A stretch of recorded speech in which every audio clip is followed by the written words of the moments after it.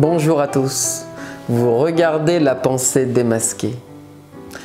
Teruma, la donation, voilà un terme connu de tous. Mais que signifie vraiment donner? Dans notre paracha, Dieu demande au peuple juif de participer à la construction du tabernacle. Il fallait donner de l'or, de l'argent, du cuivre et toutes sortes de matériaux nécessaires à l'édifice.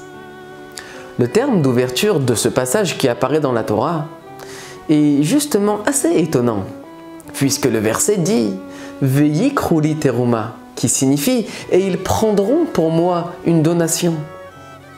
Pourquoi la Torah a-t-elle choisi le verbe « prendre » alors qu'il s'agit de donner? « Veyitnu » et « ils donneront » semble a priori bien mieux adapté. Hormis cette difficulté de vocabulaire, on se doit de s'arrêter sur cette volonté d'Hachem qu'on lui fasse un don. A-t-il réellement besoin de nous, alors que d'évidence le monde entier lui appartient?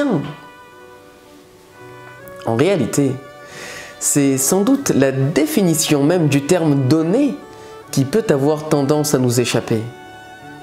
Supposer qu'il s'agit là d'un simple geste mécanique serait tellement réducteur.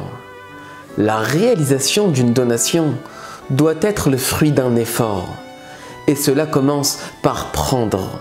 Car c'est de ce que nous possédons de plus cher que l'on doit être capable de prélever.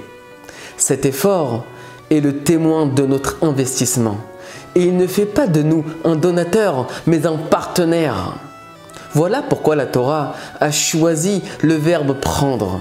Car Dieu souhaite nous associer à cet édifice, et pour s'associer, il faut s'engager. Alors, on prend de son temps, de son énergie, son attention et bien sûr son argent. Et si cela fait mal, c'est qu'on y a réellement pris part.